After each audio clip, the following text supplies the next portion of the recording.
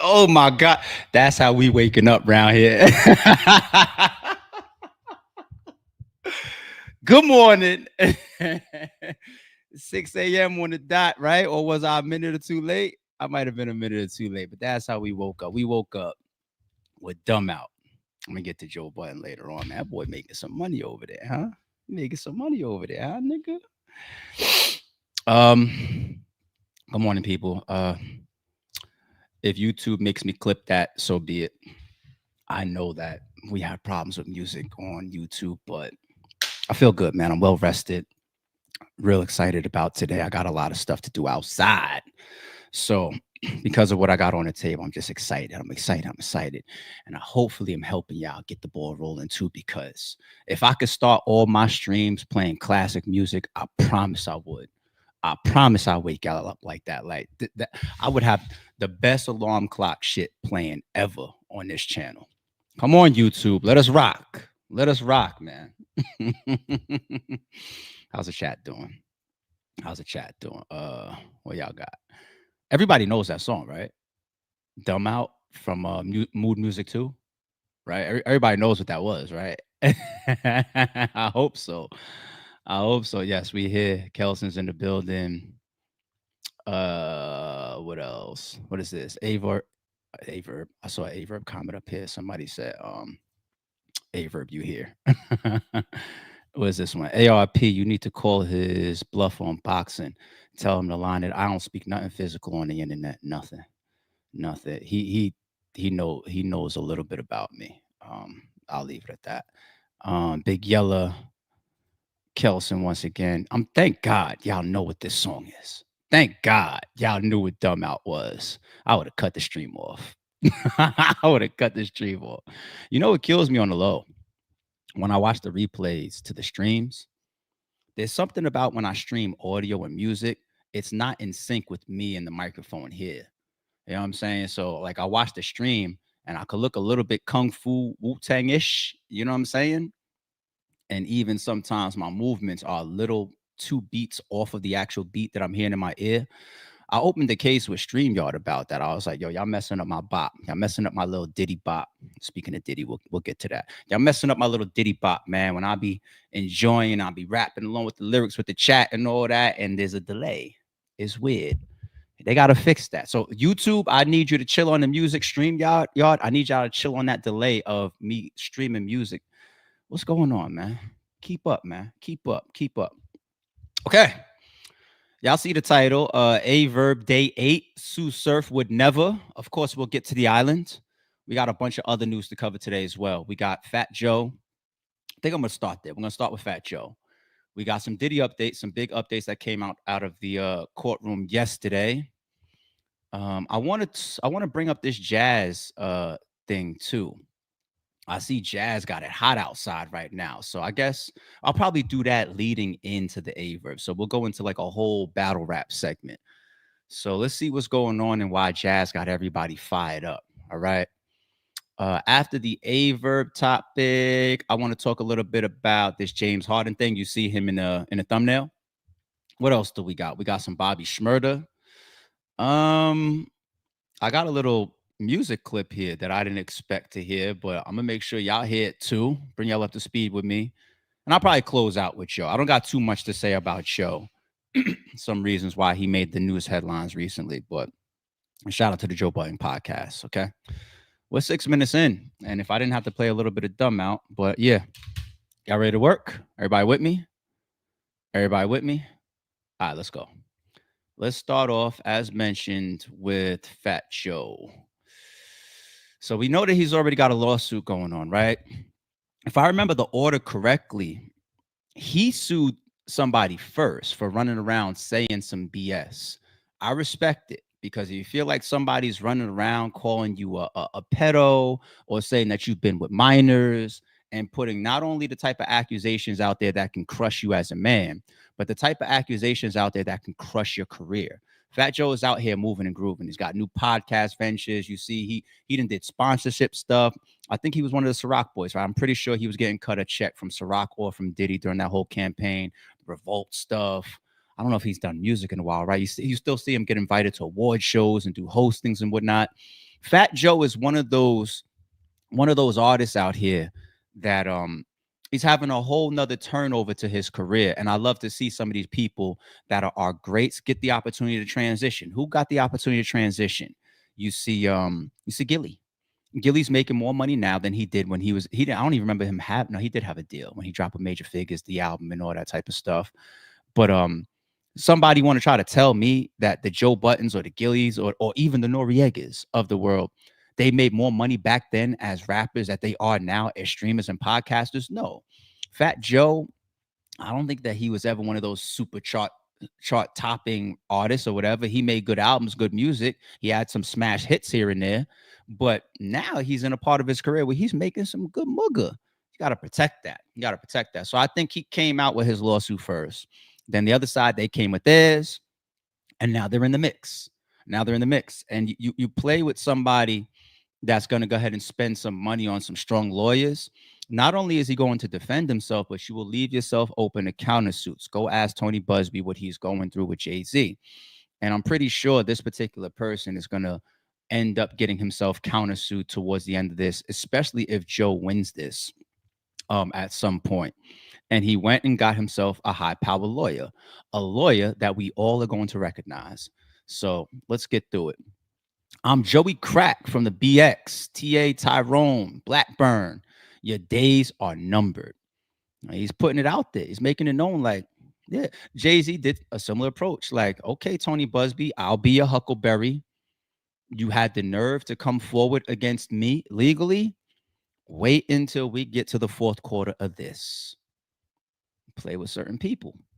Fat Joe says he's going on a warpath against his former hype man and the attorney who's backing him with the same vengeance that allowed him to survive the mean streets of the Bronx. As we told you earlier today, Tyrone Blackburn, the attorney who's representing Joe's ex-partner, he's on the other side, this Blackburn person, Terrence T.A. Dixon, was arrested for striking a man with his car, and Joe says he's nothing but a clout chaser. That's not good. In the midst of you suing Fat Joe, and Fat Joe went and got a high-powered attorney, you guys are over here ending up in alleged purposeful car accidents. Allegedly. Let's read Fat Joe's statement. This was a little fiery, man. This is a little fiery. I've been tested the last few months. I've lost my big brother, my father, my mother, and now I'm fighting against these disgusting lies. But please know I will not break and I will never back down. I've had individuals in my circle take my love and kindness for weakness. I can relate. But how many times must we forgive them? I can relate. I've had people steal from me, grow jealous of me, lie on me. I can relate. Through it all, me and my family are the ones stuck dealing with the consequences of their bad decisions. I can relate. If you get fired for doing something wrong, just take the L and live with it. But instead, they plot on your downfall as they watch you move on with your life. Damn, I can relate. These niggas on my Instagram and shit talking about, oh, trips to the Super Bowl and shopping sprees and shit. You sure I didn't write this? I might have ghost wrote this. All right. They decide to go after one of the things you value the most, your reputation. Yeah. Yeah, I get it. They figure they can make up the most insane stories. And if they threaten you with a lawsuit, then you'll pay and they'll feel like they finally won. I wrote this. There's no way Fat Joe wrote this. There's no way I'm reading this shit. Y'all really want to tell me that this ain't for me? Fat Joe, did you write this for me? when he finally sends his lawyer, I'm gonna copy and paste this shit. What's the point of me putting out a public statement when I already have it? Don't need to reinvent the wheel right here. Problem with your theory, I've never let anyone on the streets extort me. So how would I ever let a crooked attorney and a coward ex-hype man extort me? I'm from the Bronx. I have seen this battle rapper out here many times recently extorting people. I got an extortion day that's coming. People like Beasley, people like Holla, people like Chilla, people like ARP. Extortion ist. Hmm. Okay. Mr. Tyrone Blackburn, attorney at law. Since you want the clout, we will finish you in court. The time of lawyers using their law license as a badge to extort people and destroy families with no evidence is over. I'm not the one. You've messed with the wrong one this time. Joseph Fat Joe Cartagena. He's always had the perfect last name for his rap, for his style of rap, right? Cartagena. How tough is that? All right. So we know about that. This guy, allegedly, I believe, is the lawyer from the other side, this Tyrone guy that just recently had this alleged accident, Tyrone Blackburn. Joe knows 2025 has been a grueling year for his parents and his losses. That said, Joe says he survived the worst of the streets, and he'll be damned if legal extortion tactics bring him down. He's maintaining that once TA got fired, TA turned sour grapes on him. Yeah, I mean, we do see that. You're no longer with the man. You want to write a book. Um, yeah, you're broke. ARP and Hitman robbed you. Um,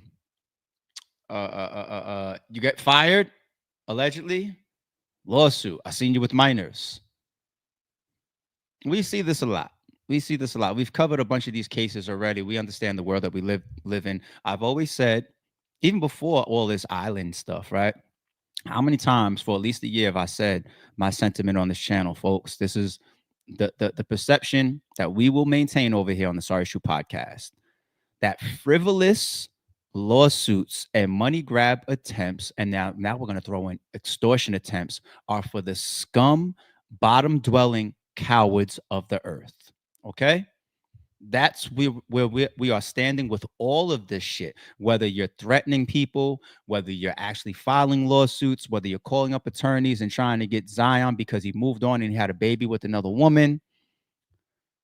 Frivolous lawsuits, money grabs, and extortion attempts are for the scum, bottom dwelling cowards of the earth. Okay? Now, we got Joey's lawyer pulling over on the side of the highway to give um some reaction to what's going on with the other side right now and to TMZ. And tell me if y'all recognize this man. This twist of him allegedly driving over your ASAP Rocky's lawyer that just kicked ass for ASAP Rocky. Let's go, Joe. process server. How'd that go down? You could take allegedly out of that question, but it went down where a 66-year-old guy who was hired just to do a job of serving a lawsuit on this guy decided he wasn't going to accept service. He didn't want to be served, so he took his car and ran into him. How is he? He's okay. I mean, he has. See, that's the thing about serving. That's when I say, like, you don't want to be hunted down. You don't want people to have to hire and send marshals to you, to your shows, to your engagements, to your home. I could save the money. Like you don't have to subpoena people in certain situations, right?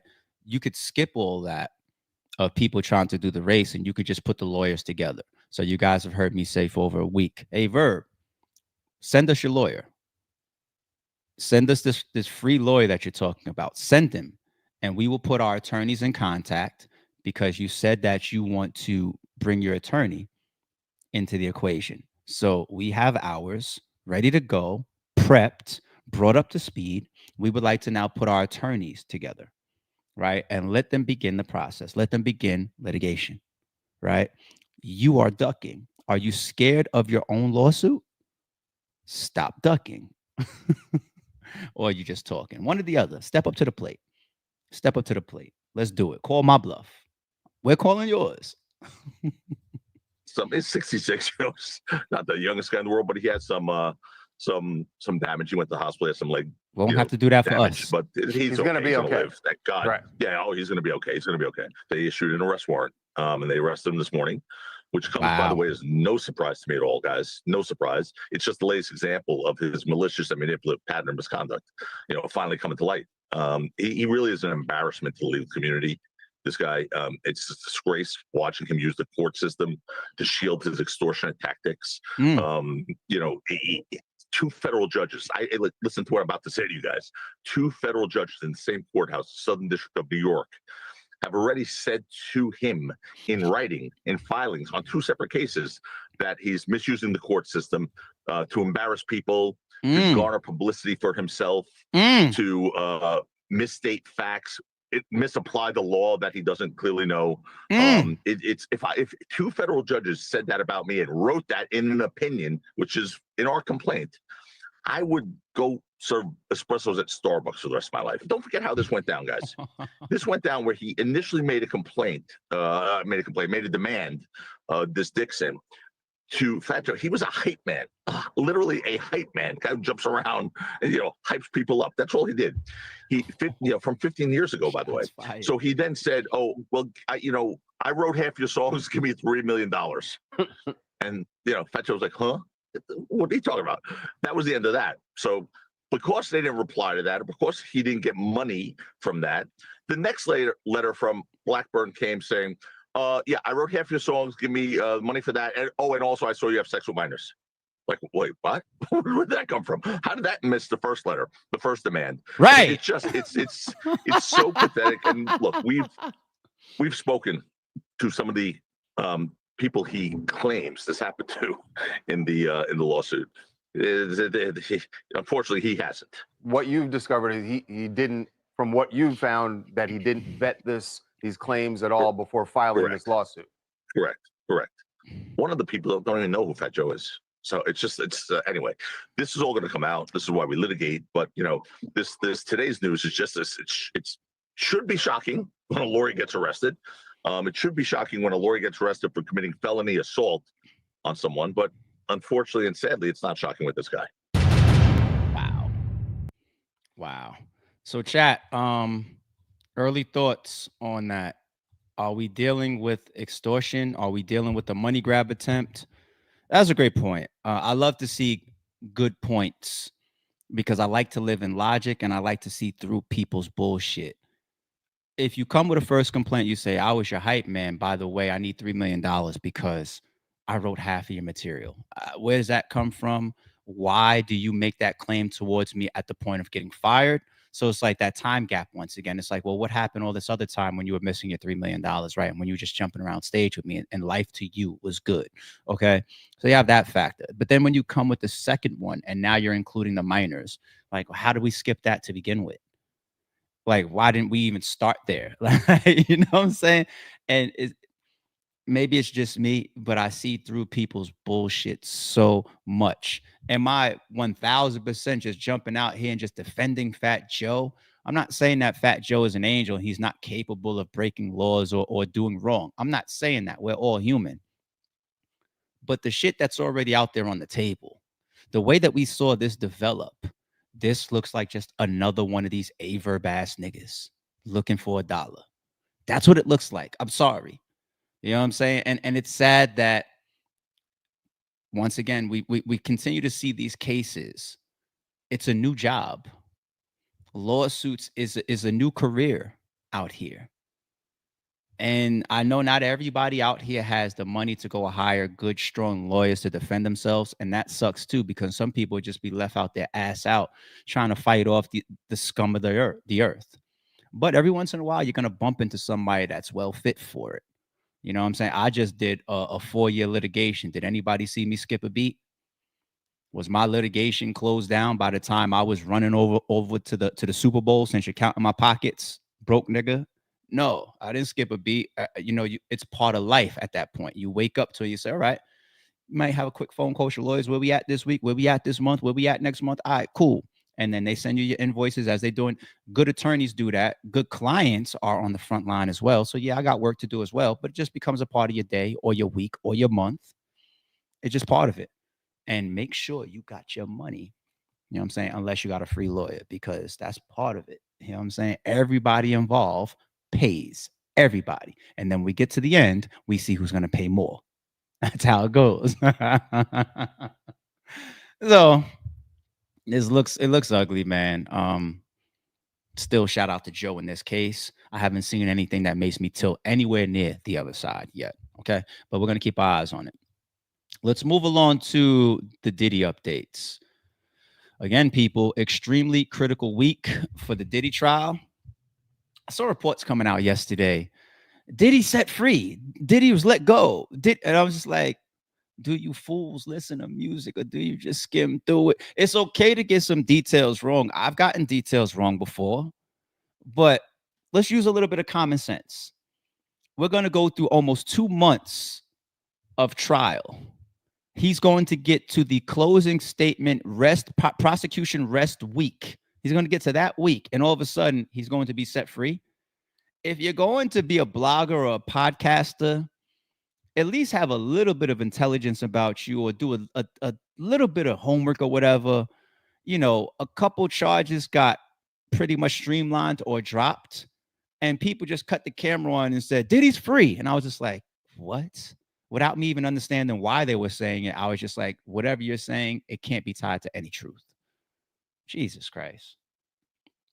So, what was going on yesterday in court? Did we hear about the kidnap attempt charge getting dropped? Yes, we did start hearing that yesterday. What about the arson? I like the breakdown and using the terminology of streamlining, right?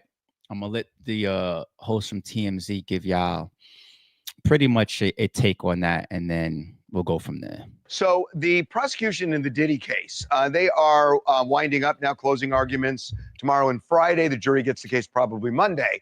So the prosecution just filed paperwork today, actually in the form of a letter to the judge, saying that they wanted to simplify the jury instructions per the judge's instructions. And what they're doing is they're streamlining things, that there are charges alleging kidnapping, arson, that's the Kid Cudi case. They are alleging aiding and abetting in sex trafficking. They are slimming that all down so that they're not going to kind of overburden and overwhelm the jury. They're saying with that, instructions. Right. They're saying that to the judge, that when you give the jury their instructions, just leave out the attempted kidnapping, leave out attempted arson, But they're aiding saying, and abetting. they're saying Leave there's it out still of actual kidnapping. Yes. Actual arson. And those things, the counts, the charges still remain. They're just saying there's no reason in the jury instructions to tell them about the attempted kidnapping. And Charles, I'll tell you why. Because the actual attempted means you failed or didn't go through with it. They're alleging it was gone through with. So why bother calling it an attempt as well? Right. And they're just trying to, because the jury is going to have, there are so many, because there are 4 counts there, and because one of them is a RICO count that has so many underlying alleged crimes, they just want to simplify this so that the jury, when they get their instructions, know. So legal what to do. schmiegel. Legal schmiegel. Let's talk about what really matters. Well, right hold now. on. I want to say that I know what you want to get to, and we should, but this also plays into that, because this is going to be a very complicated thing for the jury Super to complicated. look at.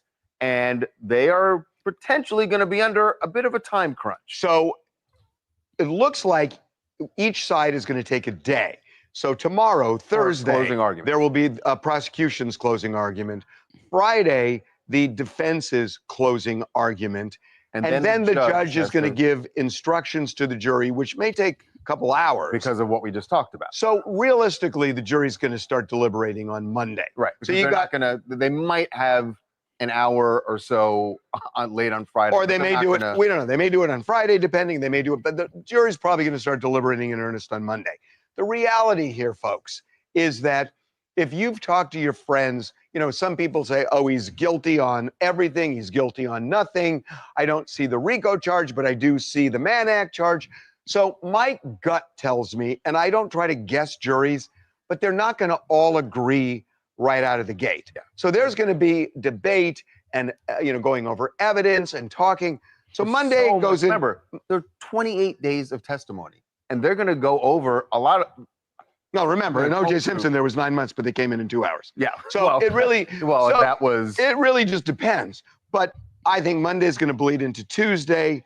And then if you get into Wednesday, there's Now- an issue. Now things start tightening up. Yeah, they're really up against the clock because Friday's July 4th, Thursday's July 3rd. Do they want to come in on Thursday? Well, and Thursday give and a the courts are verdict, closed. or do they want to get it done on Wednesday? And not It's only a- that, there's a court holiday. So court is closed on July 3rd and 4th. That is Thursday and Friday. So what's the best way to get to consensus on Wednesday? The looming idea that you will be dragged into court through a skeletal staff that Judge Subramanian can say, I'm going to open up just the jury room. I'm going to have a skeletal staff come in on a holiday, and you guys are going to continue deliberating. That's going to drive consensus in that jury room to say, hey, I got plans. I want to see some fireworks. You better all Now, get on you can, board. you can listen to Derek and, based on his record, say, look, he's a doofus. But in this case, in this Wow. case, I mean, it's true, but we don't say it out in, loud in like this that. case, he is actually right that experientially, that when you have these 4-day holidays, it's shocking how many juries suddenly reach a consensus Suddenly, right I have before. clarity. You know what? To think that Independence Day is something that might affect how the jurors rush or take their time on certain elements of debate while they're in deliberation. So I think our guess was on with that one. We guessed no answer or verdict this week. I didn't see that. That's why I said I feel like the following week, which is next week now, right? So looks like we got that one. Now, as far as the charges that were asked for the judge to not deliver in jury instruction, aka dropped, aka streamlined, I just look at it like cousins. Okay, they're cousins. You got the head of the household up here, and the head of the household is assault or sex trafficking or arson. You blew up the car. The attempted things are like the cousins. Like you literally have to fight those different charges, because a kidnapping versus an attempted kidnapping is not the same thing, yet they can be two different charges. So the terminology of streamlining comes into play. Anything along the line of this particular, let's say, accusation, right? All these little cousins, drop it off, especially if we feel like it could just muddy the water. Right. I'd rather just sit right here with kidnapping. There's testimony that we're going to have in our closing statements. There's testimony that we feel like was delivered very, very well to the jury. That's going to say, okay, this particular assistant, we threw her in the car. She said, wait, where are we going? I don't know where I'm going. I don't really want to go right now. We took her to Central Park, and then we said, listen, do you still talk to Suge Knight? If so, we're going to kill you. I'll say allegedly. Right. That could just be clearly put across to the court and the jury that's about to deliberate as kidnapping. Attempted kidnapping, I don't even want to try to create a scenario around the attempted. You know what I'm saying? That's the guy hopping out of the white van. I'll do it anyway. Fuck it. Hopping out the white van and waving the candy, and the kid just takes off screaming and running. Now, are you going to believe that he really, really was going to try to throw the kid in the truck? That's for your interpretation of him waving the candy in the white truck. You know what I'm saying? Like, you got to go like this. Now, if I'm the prosecution, I don't want you to go like this. I just want to say this guy actually grabbed the kid, put it in the truck. I want you to stick with that example that we gave during the trial. And I want the jury to have instruction based on that. Streamlining. Okay. So it makes a lot of sense. I don't think that it was the prosecution fully taking a L on some of the charges. I can see why that interpretation is there. But I think it really was more tactical than anything. I really do. Get rid of the cousins, okay? How we feeling? How we feeling? Guilty, not guilty? I'll do it real quick with the chat. Guilty, not guilty. Let's just go up. Fuck the scale from 1 to 10. Guilty, not guilty. What do y'all got, chat? Let me start bringing a couple y'all up on the screen before we walk away from this Diddy topic. I want to get this here on where are we? Thursday? It's very possible that in 7 days tops, this is all wrapped up from deliberation. So 7 days out, where are we? Guilty. Guilty. Kelson says, still can't call it. Guilty. Guilty. I got one not guilty so far. He did that shit. Nah, Mish, that's not gonna happen. I'll get there in a second. Guilty. You're not getting a hung jury next week, Mish. That's not happening, love. You would kill the whole podcast. Like, you would just trump us all. You would be the right one. We always be like, yo, Mish got it. She nailed it. Not guilty. Guilty. It's BS, not guilty. Guilty. Terry, that seemed a little bit personal. We're talking about the verdict from the jury deliberating based on their jury instructions. I think there's a lot of BS in here too. I don't want the personalized reaction. I just want what's going to come out of the court. Guilty or not guilty. I see mostly guilty. There's a bunch of not guilties in here. Super guilty. Somebody says, I don't know here. There's a ton of guilty in here, and y'all are sprinkling in the not guilties, I feel like. All right, I'm gonna tell you how I feel. Still, from what, 4 days ago, 5 days ago, I think guilty. I don't like a man getting put in federal court to face these federal accusations under these circumstances. I'm not big on that. I don't fuck with Diddy. I've always maintained that. I think he's a disgusting person. I don't fuck with him as a man. But I don't think that he belongs in federal court.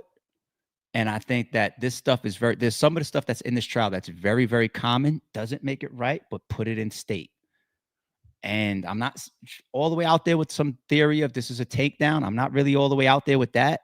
But when you ask me guilty, not guilty, I'm sticking to the letter of the law. Regardless of my personal feelings towards some of these claims and accusations and it being in Fed, I'm just going to say to the letter of the law, even the sex trafficking one, I think that was the biggest target. And I think they proved it when it comes to the exchanging of money and the crossing of state lines. And there's a million other things that they just use to continue to complement all the other cards that's on the table.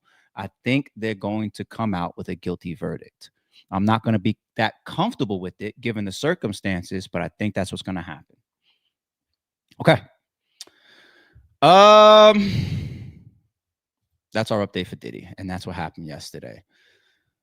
All right, let's start the transition over to battle rap. Jaz, she got things. Jaz the Rapper, people. Jaz the Rapper.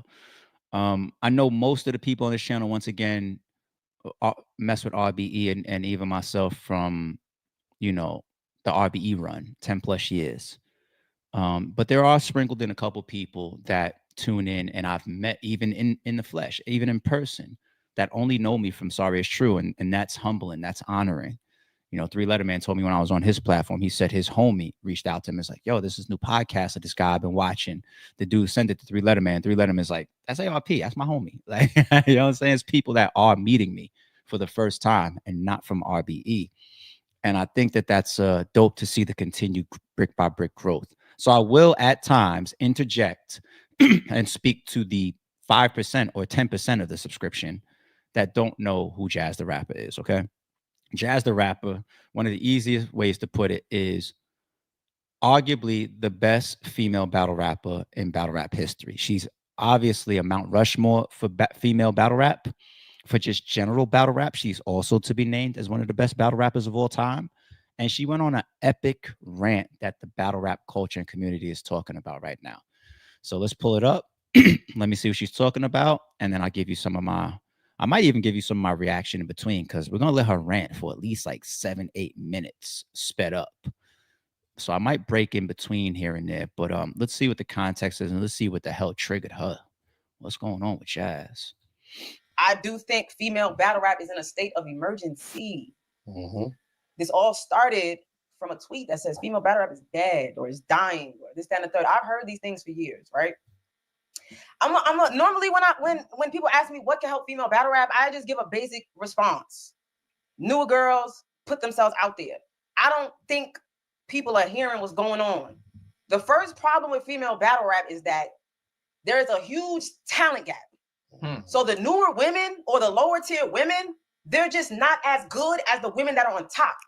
So when that happens, we now are not battling these women because the talent gap is very off. We don't feel like we need to battle you, or you're not giving us any type of challenge. Why are we battling you? Why are we here? The next problem is professionalism. It's a lot of shit that falls under professionalism, though. It's not just being easy to work with or you're gonna show up on time. That's not it. You gotta be consistent. No choking. If you are a newer girl and you are choking on platforms back to back, that is a problem. You should be worried about how good you are. You should be on 100%.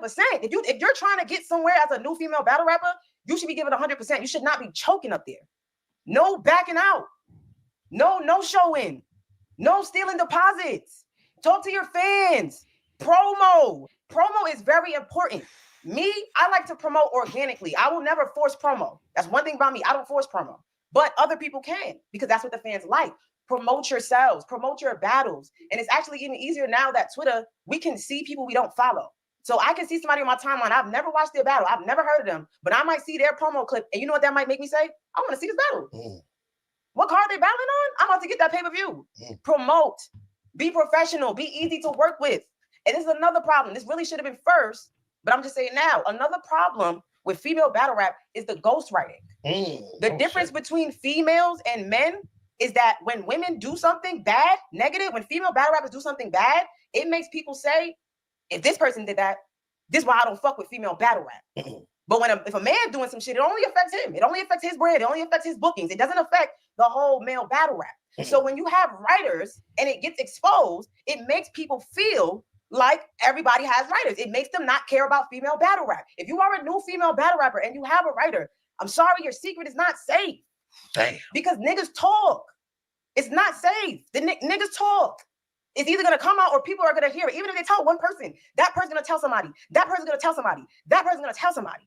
And I don't want y'all to get too hung up on the ghostwriting shit. Don't act like y'all care about female battle rappers having ghostwriters, because y'all don't. Because people have gotten exposed and y'all sweep it under the rug. So y'all don't care.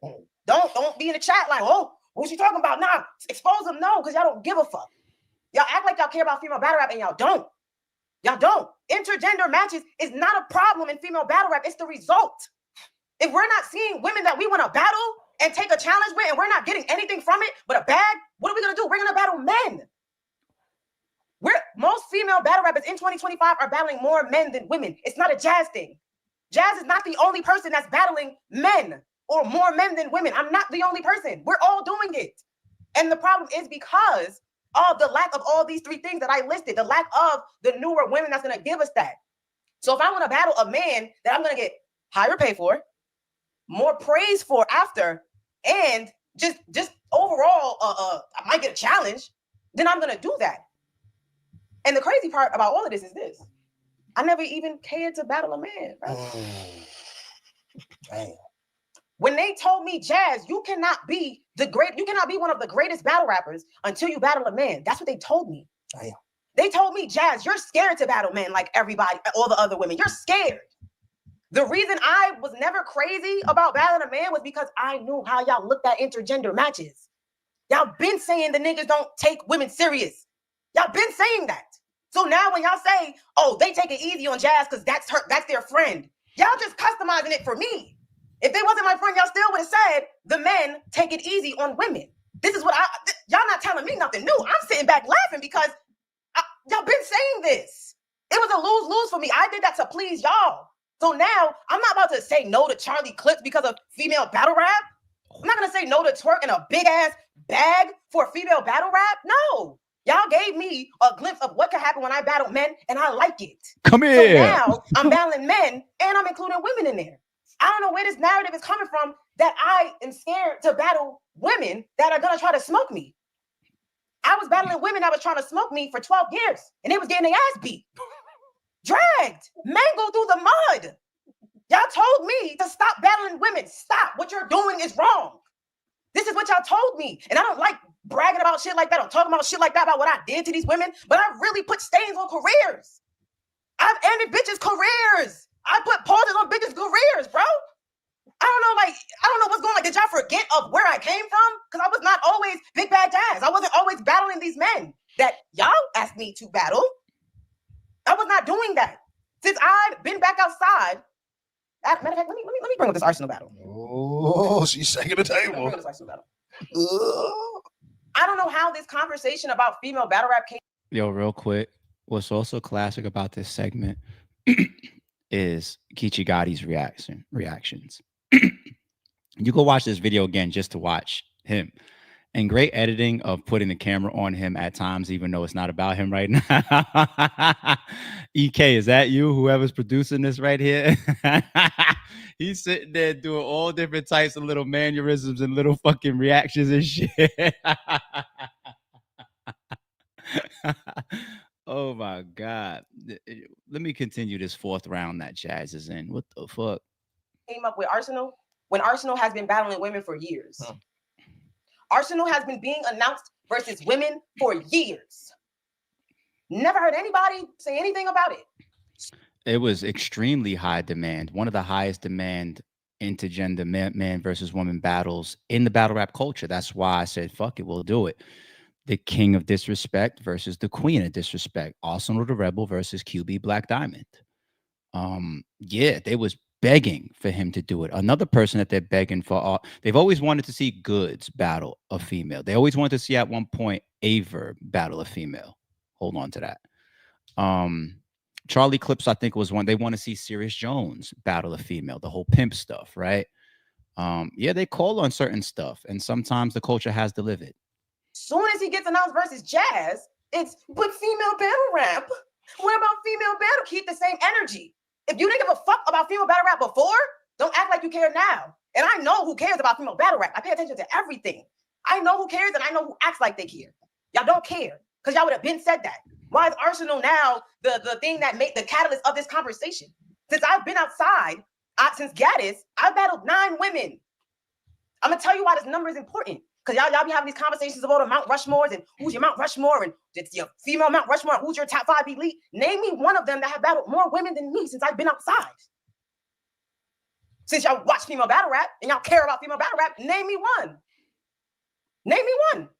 I battled Vixen, Gaddis, Coffee, Shice Raw, RX, Farrah, Shuni, Chirac. I battled them. Every time I battle them, I'm leaving with performance of the night, performance of the year, round of the year, body of the year, battle of the year. Every time I battle a woman, I'm leaving with something on a card with men. You can't tell me I don't push female battle rap. I am female battle rap.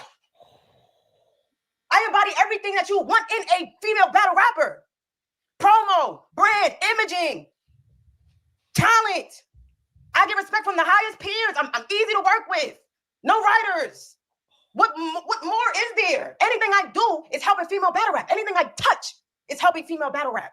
If I'm battling the top men, if I'm battling Holla the Dawn, and there's people that don't even know I exist, and they see me, oh shit, it's female battle rappers? Let me look at her other battles.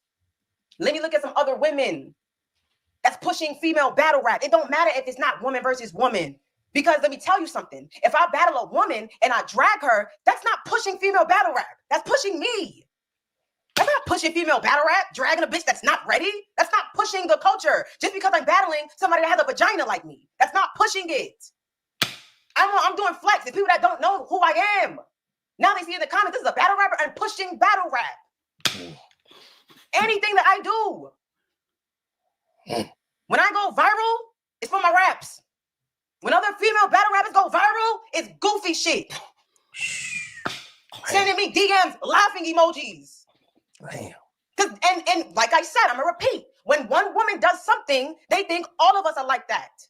So if you see some goofy shit from a female battle rapper, you're thinking, oh, every female battle rapper is like this. Ha ha ha. No. It's bitches that can really rap. That go viral for good shit.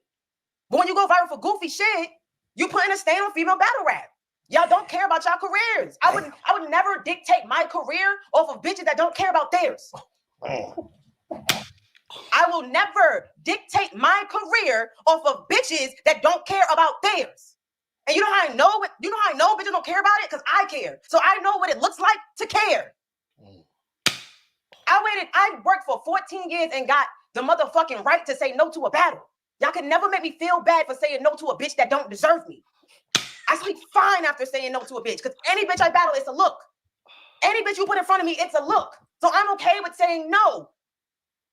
Damn. Y'all can't convince me she deserves no. Because I watch all these bitches. New, old, top tier, low tier. I watch all of them. I watch all their battles. So I can tell you she nice, but she be choking sometimes. Some of y'all wouldn't know that because y'all don't watch everything. Y'all see a bitch rhyme cat with hat and say, Jazz, you gotta battle her. No, I don't. No, I don't. You gotta work for that shit. You hoes don't deserve me. Damn. These hoes don't deserve me. Y'all getting bars and rounds handed to y'all on a platter, and all y'all doing is rehearsing. Damn. Y'all don't deserve me. If I decide to battle a woman, it's because I know that she's going to be worth my time. The time that I put into battle. Y'all know I don't do I wrote this the day of. I wrote this the week of. No shade to anybody that do it. I don't do that. I need to know that you're worth my time of writing, watching your battles, doing my research, rehearsing every round 100 times. I don't want to do that and stand in front of somebody that I feel like is a dog walk, or I feel like they really ain't putting that pain to get me. It's no handouts with Jazz. Jazz the Rapper does not give handouts. I don't. 1-2 battles is not enough to convince me. I need to feel like, damn, this bitch is really catching wreck. I need the smoke. I need the fucking smoke. And back to the ghostwriting shit. Y'all be getting proof and be like, well, I don't know. I know. Does it end? These niggas is my friends, remember? Does it ever end? I know. I didn't see this part. It used to bother me a long time ago. But once I realized y'all didn't give a fuck, I didn't give a fuck. But I know that person is not worth me wasting my time. Damn. You got to climb the ranks to get a Jazz the Rapper battle. When you in the army, you start as a soldier. You don't just get the motherfucking general. You don't do that. Shit. I don't battle for cash grabs. I don't do that. Because if I battle for cash grabs, I would be battling anybody. I'll be battling all you bitches. All my battles make sense. I've never battled a nobody. I've never battled a random person from fucking Utah. Damn. Sorry, okay. You're good. I'll keep going. I've never done that. Everything I do is going to make sense. I treat every single battle I'm sorry. No, I'm sorry. It's my fault. Because I'm being dead ass right now. 3 points. I treat every battle I do like a job interview. You hear me? I'm doing a job interview for the next battle, for the next league. So I'm making sure I'm perfect. This battle shit, not forever. That shit can stop right now. All you got is your name and your reputation. If you are a new female battle rapper, and honestly, this goes for men too, but we speaking about women. If you are a new battle rapper and you trying to figure out how can I get to Jazz the Rapper's level, treat every battle like a job interview. Yes, we all got real life shit going on. We get that. I'm gonna cry. Nigga, I work, I fly out to battles, I sleep on the plane, and I get my day started for my battle. I get my hair done, my makeup done. I wait around for 8 hours and still make sure I'm rapping on 100. I'm going through real life too. Shit be happening at the crib too. But I make sure I'm on 100 for the fans. You know why? Because the fans don't give a fuck what you're going through. Last year, Geechee lost 3 people in like a week, and he still battled. He didn't even tell me that shit till months later. And it made sense. I can tell he was a little off, but he still went out there and showed up. Y'all need to make sure every single battle's on point, because y'all don't have room to be fucking up. Y'all looking at the older niggas that could do shit like that. They go fuck up. The top tier older women, they go fuck up because their careers already solidified. They don't need to do anything else. Y'all can't. Y'all don't have room for that, bro. Y'all niggas gotta act like y'all care about it. Because I'm watching that shit. I watch battle rap. I'm able to tell you, nah, I can tell this person cares. Eunice. What Eunice just did the other night is a true testament of giving your fucking all every time you battle. He just got chess on Gnome, bro, in New York City. I wasn't even on Gnome. Gnome is big. He battled chess and showed out. Eunice had arguably performance of the night. That's the shit that I go for every time I battle. Eunice had performance of the night. That man came from Twitter Spaces. He came from battling. You couldn't even see the nigga. And he just performed in front of a sold-out Gramercy theater. How he got chess? He battled Trez, Ace I Mean, Sheet Happens, Pass, Miss Hustle, JC, Rum Nitty. That's how he got chess on Gnome, because he's making sure he's on 100 every single time he raps. And I know Doc be on his ass. You know how I know? Because that's how my manager be on my ass.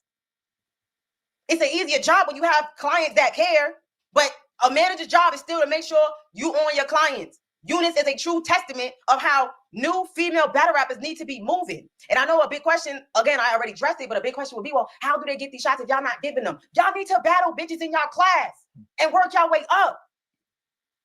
Y'all not just going to get certain people that y'all looking for unless y'all paying to play. But y'all need to work y'all way up, bro. Y'all worried about me giving shots to every single bitch when it's still shots that need to be given to me. I just battled Tay-Rock, bro. I just battled Hollow the Don. I'm about to battle Reed Dollars. I'm about to battle Arsenal. Do y'all hear those names? Nigga, that's a shot for me. I'm the B-side. I'm looking at this shit like, damn, I ain't been the A-side in a minute. But it's because I'm still building my career. I can't be trying to build my career and also looking out for She's female a battle Mount rap. I would Rushmore never still put my building her career. That under mentality? female battle rap. That Female battle mentality rap of is in Mount a Rushmore motherfucking still burning building, building and her y'all want me to career? go in there and save every single person in that bitch. I can't. I'm helping the people that I see. They want help. You're not gonna sit in a motherfucking corner and be choking and being inconsistent and expect me to grab you out. That's not how it's going to happen. Nobody's gonna do that for you. Female battle rap being saved is not a one-person thing. It's not a one-battle thing. It's not a two-people thing. It's not a two-battle thing. It's a whole plethora of things, but it starts from the newer women. I'm sorry, y'all. Y'all just gotta get better. We're done. Our careers is not that much more for us to do. So if you feel like Jazz is just adding names on her resume, she's stat padding, absolutely. Because this is my legacy. I can say that I battled these people. If I decide I want to, okay, now I want to go ahead and give a shot to Chirac, I'm going to do that. If I decide I want to give Kofi this look, I feel like she earned it, I'm going to do that. If I feel like I want to battle RX, I'm going to do that. Because I gained every right to say no to a bitch. Damn. It does not affect me. Rowdy came around. Y'all don't care about female battle rap because I had to promote for 30 years for y'all to talk about female battle. For 30 years. Felt like 30 years. 30 days for y'all to talk about female battle rap. Nobody was talking about female battle rap. I'm on Twitter every day. Y'all on Twitter every day. Nobody was talking about female battle rap until I started promoting every single day. And you know why I did it? So y'all could talk about it. I said, this is disgusting. Nobody's talking about us. You did the Cody panel when they said Tay-Rock and Av had 35 votes each. That shit was nasty. Yeah. Leave them alone. True story. She's not lying, y'all. I was livid. The way that y'all be on Twitter acting like y'all care, and the winner only got 35 votes. Nigga, I know 35 people in real life. EK, did you donate and vote? I did. Yeah. So that's 32 people now. Why won't she stop? That's 32 people. That's we pointing out. That is terrible. So I said, you know what? When Rowdy come around, I'm gonna go ahead and I'm gonna do a 30 days of promo. I don't know how I'm gonna do it. I don't know when I'm gonna do it. I don't know where I'm gonna do it, but I'm gonna do it. I had the Hollow battle because I really wanted to start right after Cody, but I had the Hollow battle coming up. Y'all know me. I get into a little, you know, I go to the side when I'm preparing for battles. Then I had the flex shit. My shit going crazy. I'm like, you know what? I'm gonna take May and some of June to do my 30 days. Everybody started talking about female battle rap. It's Twitter spaces, it's Twitter debates. I love it. And you know what happened? That shit became a anti-Jaz the Rapper campaign. I watched it. I saw it. I didn't miss it. I saw everything. Y'all made some shit that wasn't about me, about me. Y'all missed the whole point. It was to promote female battle rap. I'm promoting my year. I'm not bashing anybody else's year because I don't have to. I feel confident in my year. I feel like my year stands very well on its own. For 30 days, you just missed the whole point. And y'all wonder why people say I'm number one. Because the shit wasn't even about me. And y'all made it about me. I've watched my whole career. I've watched bitches speak about why I shouldn't be where I am more than why they should be. That's sad. That is absolutely sad. It's not a hating bone in my body.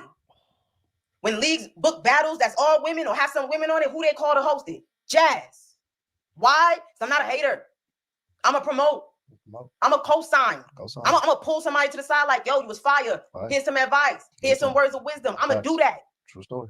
I'll see you do it. Y'all know me. I'm cool with battle rappers. Sometimes I have to call a female battle rapper. We on the phone. I gotta talk some life into her. Yeah. I heard you do that. You need to get up there and remind people who the fuck you are. It ain't just women. Niggas be calling me too. I'm pushing female battle rap, male battle rap, every battle rap. The culture. I'm pushing battle rap. I want to see people do good. I'm being very harsh with this advice, but as far as the women coming up, I want to see y'all do good. I want to battle women. Oh, I want to. Because I know that the culture cares about it more. I know that. I'm a fan. I'm a student. I've watched this shit for 15 years. I know what the people want to see. Nah, for real. You know. I'm still building my legacy. I'm potting now. Y'all see me acting on Reggie. I'm trying to build outside the brand, and y'all want me to battle any single bitch that I'm chat with. Hey, that's crazy to me. Fuck them hoes, Jazz. Fuck them. You know what I'm saying? I gotta battle more. I gotta battle men. I gotta go back to battling women. I gotta do rematches versus bitches I beat twice. Clear. I gotta promote Rowdy. I gotta give rookie shots. I gotta do everything around this bitch. And y'all look at me like, how was she number one? That's why. Because y'all point at me to do everything. There's no 1A, 1B. It's just one. Oh! Carrying these bitches. I know. It's just one, bro. I'm done. What the fuck is how much more is left? There's still 5 minutes left. Yo, did y'all hear me when I first transitioned to this topic? I said like 7-8 minutes or something, right? I know we sped it up a little bit. We just ran through 24 minutes. There's still another 5 minutes left. You know what that rant sounded like? That sounded like somebody that has been walking around, reading the Matrix, understanding what this shit really is, knowing what it is, still remaining humble, still working, still busting their ass, still achieving the accolades along the way while still reading and saying, bullshit, bullshit, lies, don't deserve, don't work like me, shitty worker, choking, don't care, got a ghostwriter, hard to work with, stealing deposits, no shows, unprofessional, excuses, watching all, and if you've been in this shit long enough, you will, from the outside looking in, if you're one of the people, one of the rare people that really, really care, you will watch. Like when I watch, look at this dickhead. When I listen to people like Aye Verb say shit like his justifications are stupid. He's like, smacking them niggas is hustlers. They don't give a fuck. You know what I'm saying? ARP, he really a fan. That's the best motherfucker to be here. A nigga that don't imagine if you have a league owner. I'm not supposed to be personalizing this right now. I just really identify with Jazz's whole shit. I'm sorry. And the reason why I'm giving my own personal shit is because when you are one of those people that walk through this shit, you feel like this. And I'm glad she just did what she just did. But when you see a nigga that don't need a penny from battle rap, I mean, he will parade around like, oh, he just gets money from his family. I don't know what family he's talking about. But let's say hypothetically, he's now switching to that narrative, and that's true. That still makes ARP. And I did tell y'all from the own money that I earned that nobody gives me, I never needed battle rap, ever. Yet he's here dealing with people like you.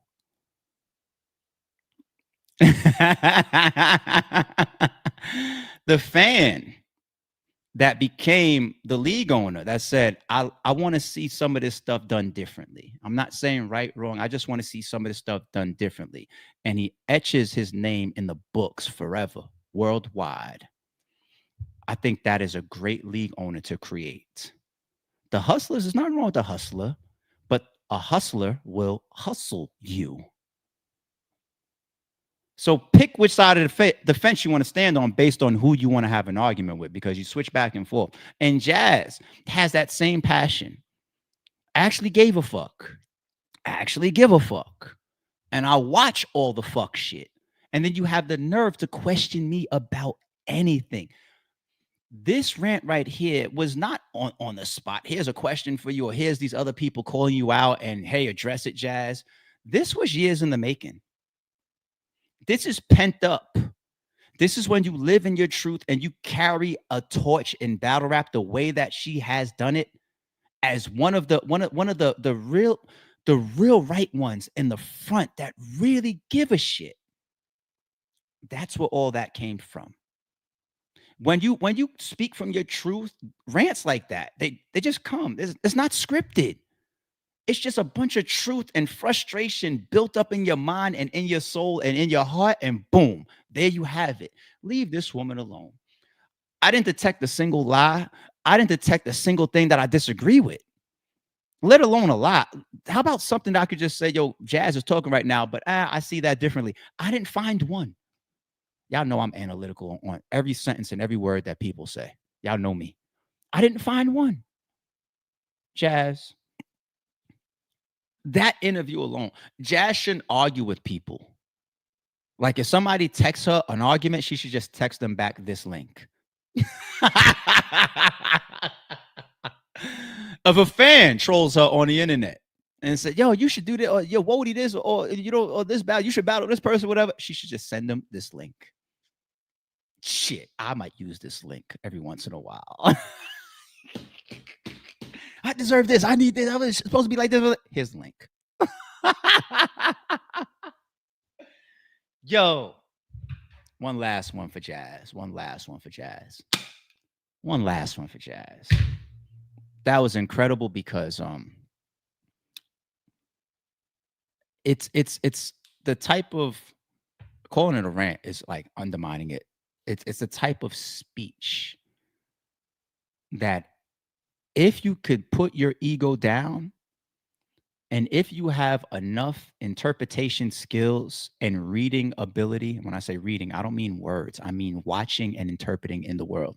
If you have enough understanding about you, a decent level of IQ, you understand that that speech right there can be applied to so much, not just in battle rap, but I'll stick to battle rap. It could be applied to so much. And it's what separates the winners from the losers, the successful people from the unsuccessful people, the con artists from the real, the hard workers from the people that's just, fuck it, hey, just send me some bread. I'll send you some bread. Go ahead and write this round for me. Like the people that has ghostwriters and shit like that. And even the call out, it can trace into the hustle standpoint of the hustlers of the industry, because it takes multiple parties to put somebody on stage when it's proven that they have ghostwriters. It takes the league, it takes the battler, it takes the opponent, it takes the fans, it takes the bloggers that still talk about it and promote it, it takes the media that still covers it. Everybody is guilty. Everybody is guilty. Like, this person already has been exposed for ghostwriters, something that we say is a cardinal sin in hip hop that is supposed to be a one and done offense, yet you still put the person right there. Everybody. And Jazz is like, I watched that. So don't talk to me about shit. None of y'all, because y'all really don't give a fuck. I can relate. I can relate. Epic, epic, epic Jazz. That's one of my favorite speeches of the year of 2025. That's one of my favorite. Thank you, Jazz. I appreciate that. That was dope. That was super dope. Shout out to Mike Gray. Says, good morning, ARP. Just want to say Max Out 3 is my favorite card of all time. Watch Goods versus Calico like 100 times. Salute to you, ARP, and everything you got going on. Appreciate you, sir. Thank you, Michael Gray. I really appreciate that. You got a dope default picture, too. Kool-Aid packs. A bunch of 80s babies on this podcast. So got some 90s people, got some 70s people, too. But appreciate you, homie. Thank you, Mike. Thank you for the super. Thank you for tuning in to Max Out 3. I do think that it's going to continue to age like wine. One of the people will appreciate it as one of the best battle rap events ever. And I don't need to explain why right now. I could say that for another conversation. One of the best overall battle rap events ever. And I'm so proud of it. My last pay-per-view. Dope, man. I appreciate it. Speaking of, I'll use this to transition to the island. You know, the promotion god who's the top guy, the top draw. He's got multiple battles on that card that outview him. It's ironic. So we know Hitman Holla versus Ill Will from the Max Out 3 event outviews Aye Verb, right? Calico and Goods crossed 1 million views, right? That clearly outviews Aye Verb's battle as well. You want to know another battle that outviews Aye Verb's God promotion? I'm the top dog, top draw, biggest pay-per-view generating person. The fucking secret battle. Arsenal versus B Magic.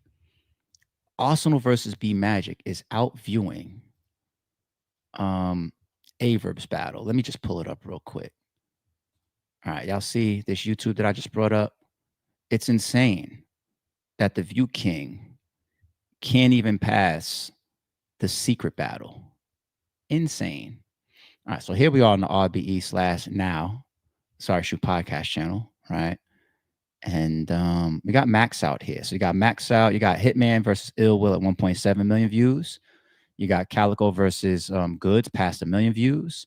You got B Magic versus Arsenal is at 598,000 views. And then in fourth place, not even top 3, In fourth place, you have A Ward versus A Verb, the ultimate mega promotional effort, the Lifetime Achievement Award from the Island God himself at 558.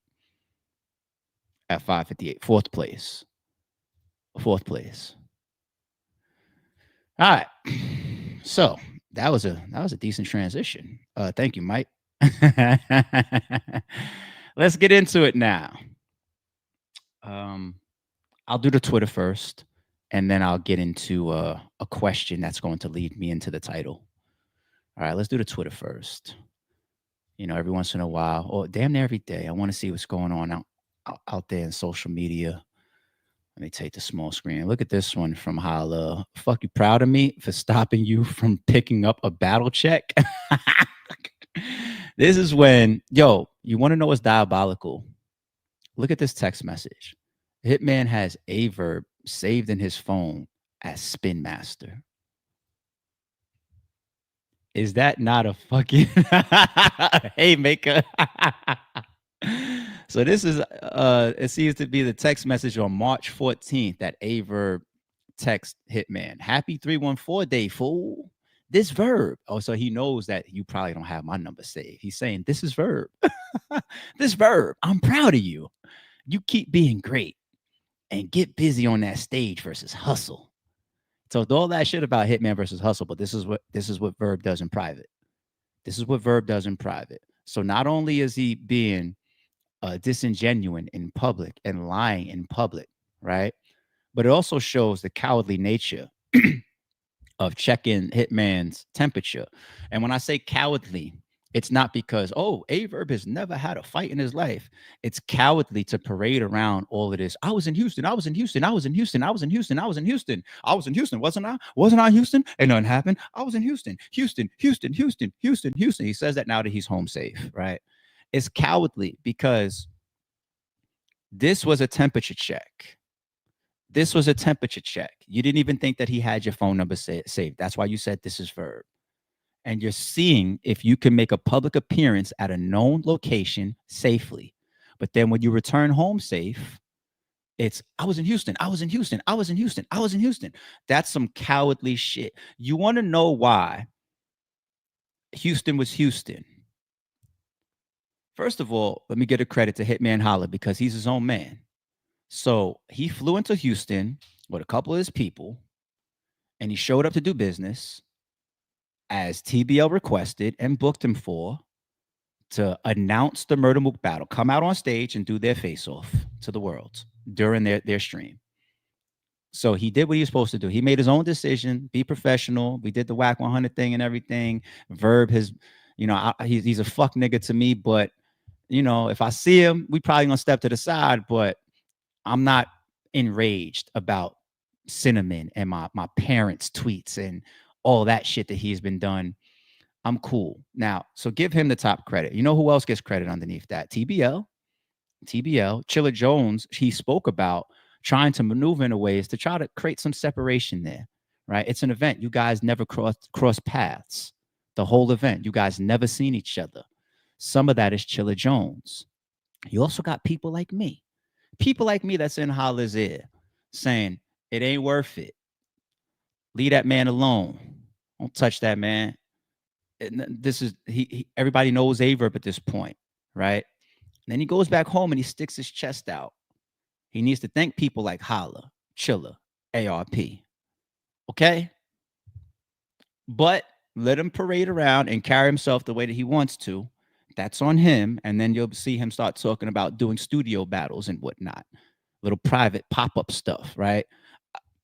And that's on him. I don't think anybody out here is threatening him or nothing like that, but that's just on him now. But obviously, he feels a threat at certain points of the year. How he feels now is on him. So, the cowardly stuff from Verb is very evident to me, but let's do a little bit more Twitter. What was this that somebody added me to? Verb, you do all of this underage and minor talk and pedal stuff. You better not. You better not have a conversation remotely close to any of that. You better not ever have any of that shit coming out. Let me just click play just to double check. 17. Yeah, no. You do 17. No, hey, jailbait, man. Fuck that. No. So you mean tell me if a bad 17-year-old I ain't got no money? No. She showed me the ID. If I don't see the ID, baby, show me the ID. I won't fuck out. Okay, so if you had a bad 17-year-old, she said she ain't got no money, but she'll suck your dick. No. I won't do that. Maybe I'll give you some money. I won't do that. You give her some money, so you will buy some. No, I'll give her some money. I won't fuck her. I'll buy CCAs but that will conditioning some. Okay. Probably will help her, but I will not fuck. No. So would you give her some help money, like $50 or something? Yeah, I would give her some habit, but I'm not gonna fuck her. Pussy, though. No, I'm not fucking her. Okay. You know what I'm saying? But you thought about it though. You're a good reporter, man. Yeah, I heard that. You should be a reporter, man. The hell. No, I just asked, I mean, you strike me as a freaky guy. No, you're not freaky. I pick up something. I go to the airport. I'm not going to use 17. Yeah, no. You do 17. No, hey, jailbait, man. Fuck that. No. So you mean tell me if a bad 17-year-old I ain't got no money? No. She showed me the ID. If I don't see the ID, maybe. I just wanted to walk off camera. I don't like to be on camera during certain times. You're going to see that connect in the stream in a second. Let me leave social media alone for a minute. Let's get into the title. It says, Aye Verb Day 8. Sue Surf would never. Let me take my time. Chat. If you ask me what a God tier is, a God tier, and then some of this, I admit, is from the league on the side as well. A God tier is an end boss. A God tier is the end game. A God tier is the biggest draw, creates the biggest noise. Anytime they're outside, every time they're outside, not just they have the biggest battle. A God tier is always the A side. Always. I had discussions behind the scenes about if I ever was to book at the time Loaded Lux versus Hitman Holla, I was going to have to create 2 flyers, right? One that has Lux on the A side, one that has Hitman on the A side. Put them. You know what I'm saying? God tiers. You want me to name a couple? Murder Mook, Loaded Lux, Hitman Holla, Cassidy. God tiers, right? Charlie Clips got mad at me one time. I tried to do this live, man, and Clips, please don't get mad at me for this one.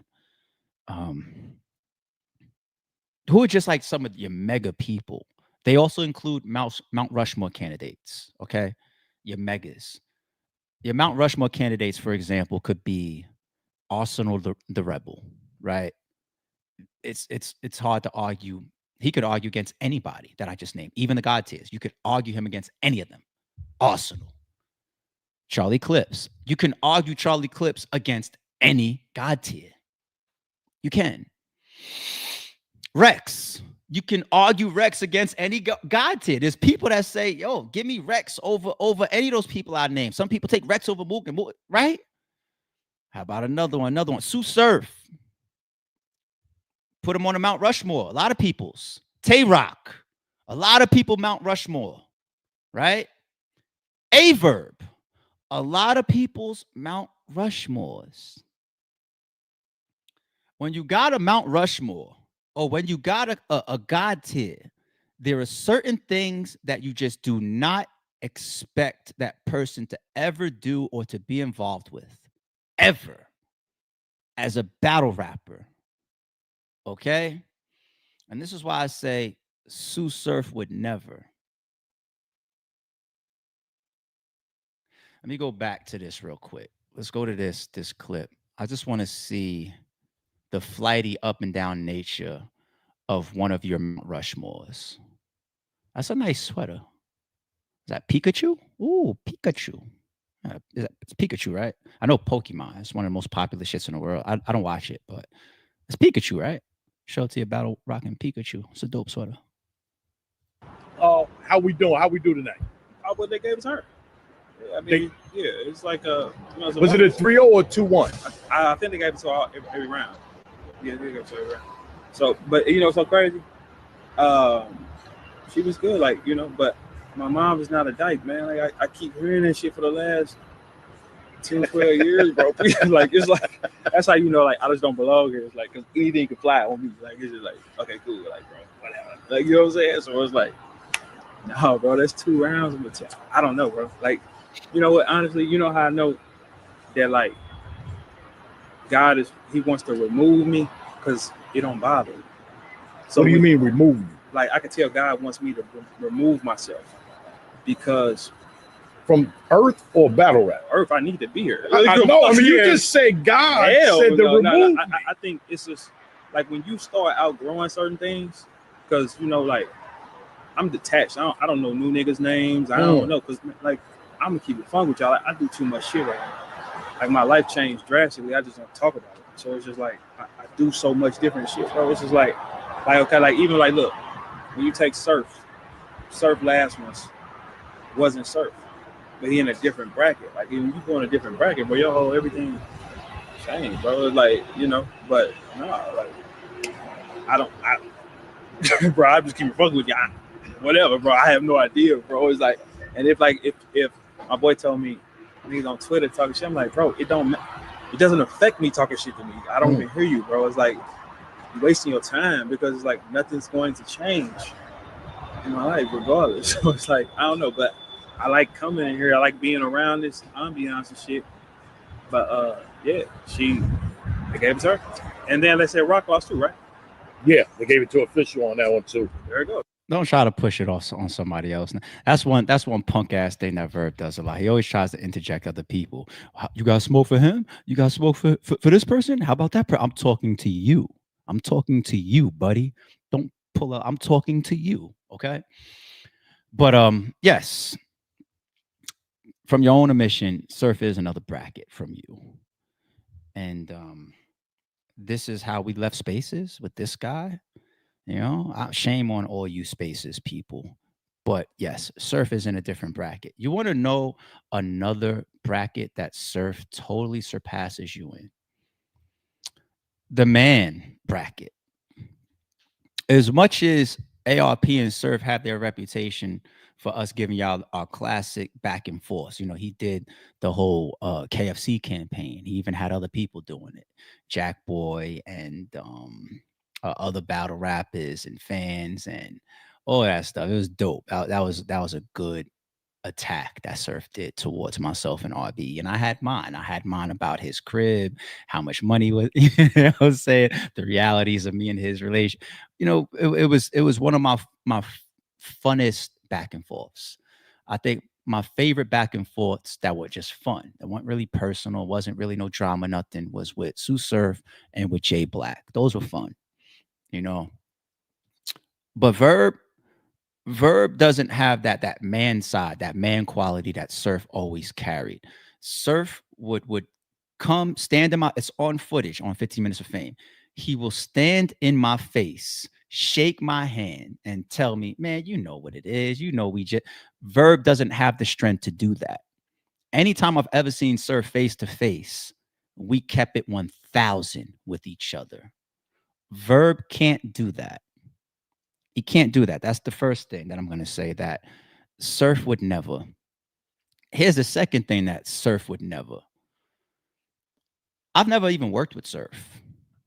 I worked with Aye Verb for the course of 10 years. This is somebody that people say, damn, he's the one that, like you saw when DNA did that rant. It's on 15 Minutes Fame as well. He's saying, he said, Beasley didn't care about your career. Smack didn't care about your career. ARP did. And he saved you, and he gave you Mook, and he gave you this, and then you backstabbed him. That was DNA, one of our GOATs. And that's another person I meant to say for Mount Rushmore, DNA. And there's others too, my bad. But you saw when DNA said that, right? And that's what you did to that man. I didn't have that type of relationship with Surf. Yet when me and Surf was negotiating him versus Math, and Surf was going back and forth and having conversations with other people, right? I think it was for like 40 grand to book him. I think that's the number that we was talking about, $40,000. So the deposit would have been somewhere in the area of half or a little less, maybe $10,000, $15,000 deposit, right? Good money. Surf will always be down to grab something like that. Very, very good money on the table. You know what Surf didn't do? He didn't play with my money. He didn't play with me at a street level or a man level. We only played with each other on a battle rap level. You know, as much as Surf, fuck you, ARP and KFC and all that, you know what he could have did if he wasn't a man of honor or if I would have allowed it, or if he would have treated the situation or our relationship like that, he could have said, yo, ARP, green light. I could have paid him that deposit, let's say $10,000, $15,000. And he could have known already that I'm not doing this battle, or I'm going to cancel it, or we're going to have to figure this out later on, or yo, ARP, you know, get it back in blood. Catch me in the streets if you want your deposit back, or I'll send you a piece of it back, or you know, we're going to have to forward book this later on. We'll figure it out. Or, you know what I'm saying? He did it. He went and spoke to the people that he was speaking to, and then he came online. He started talking about now he has a 2-battle deal. Some of that was the one that included him versus Iron, right? You had that classic interview with him on 15 Minutes of Fame saying, oh, ARP, I just take his contract and I run over to Beasley and I'd be like, listen, you better match this. This is all online, right? You took that deposit for Iron Solomon. You signed that contract. And then we played audio yesterday that showed who you are, right? Because when you were confronted by me, and I didn't even put the Drake shit out yet, that's the stance and the position that you took. And online, everybody, yo, but he sent back the deposit. I never wanted it back. I told him I'm not canceling my battle. I'm not even going to get to the Iron shit yet.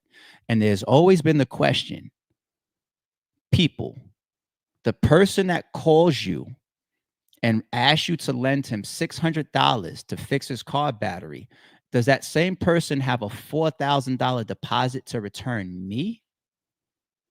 People have always questioned, where did he get that money from? Right? All these St. Louis niggas is not the same. I have proof of it, okay? So Surf would never. Surf was way more stand-up than you, despite his public antics. He was way, way, way more stand-up of a man than you, okay? There's 2 more things that Surf would never do. Most battle rappers, actually. And this is one of them. Remember I said earlier, I like to walk off camera, not be on camera for certain things. You know, I'm just bullshitting. I was off camera this whole night. I'm not going to get up here in front with y'all and lie. I was the cameraman, the front cameraman in this particular RBE event. Luckily for me, though, because I wouldn't have wanted to be up here during this moment, just like any other man, right? But Aye Verb he's a different type of being. So let's see his response. Now, you embarrassing family, I mean, bashing them all in your raps, is it because of where you from? The St. Louis nigga got an arch in his back. I mean, what? Your mom beats you so much that you got used to having a foot in your ass? I knew you wouldn't answer. That's why I brought her with me. Now I'm lying. But I did bring her straps. Uh-huh. Ooh. Let's talk about it.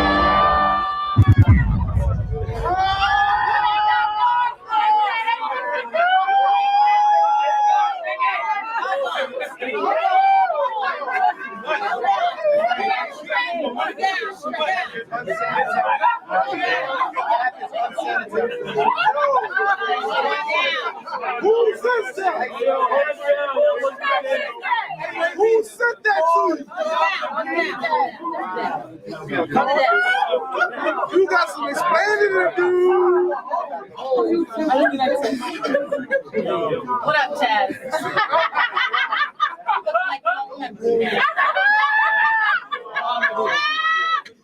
I'm the reason that you looking can't get a rap. Hold it down. You looking like you don't remember me now. I'm the reason that you got pussy and can't get a rap. Mom eat it the best. She's still the man of the house. Don't be scared of me now. You talk back, I'm going straight in your mouth. Say something. Don't be scared of me now. You talk back, I'm going straight in your mouth. Because a bitch brought you in this world with a dick gonna take you. That's what I'm gonna do.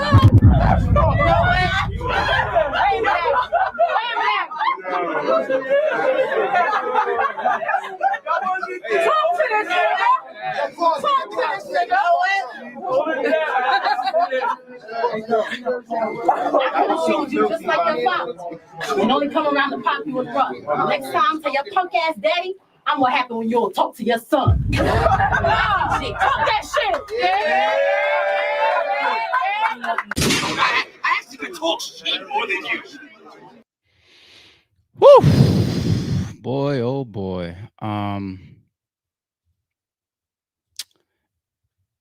Mind you, that clip and what Bonnie did to him, you know, she put him on World Star for it. Here it is. She put him on World Star. B. Look at this. Chick waves a huge in her opponent's face during a rap battle. November 25th, 2016. Did over 250,000 views on World Star. Any other big platforms? Did she put you on for this? Let's see. Here's another one. This is Hip Hop DX. She put you on Hip Hop DX. Female battle rapper pulls out as a secret weapon, November 2016.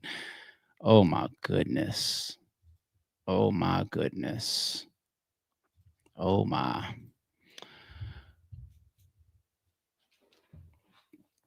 Chat.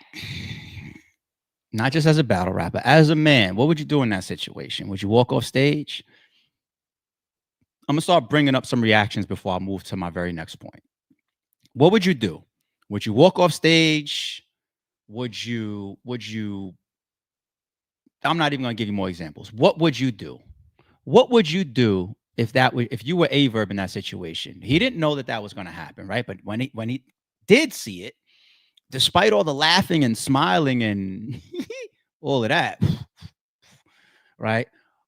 What would you do if it was y'all? Chat. Curious. Kelson says, I'm leaving the venue and sending the refund. Kelson, I'm going to come back to you in a second. Dio says 32 days left of the storm. Penn Griffey, back end is all fucked up. Wow. Verb, I know you're in here. Just apologize for your sake. What would y'all do? Y'all crazy. Shout out to Jay too. He is a paid professional. LOL. What would y'all do? Gave her a smiling like a kid in Christmas. Wow. Nigga said, I'm sleeping her. Oh my God. Chill out with that one, fellas. Oh, man. Yeah, I probably would have get off stage, but I don't know. It's awkward.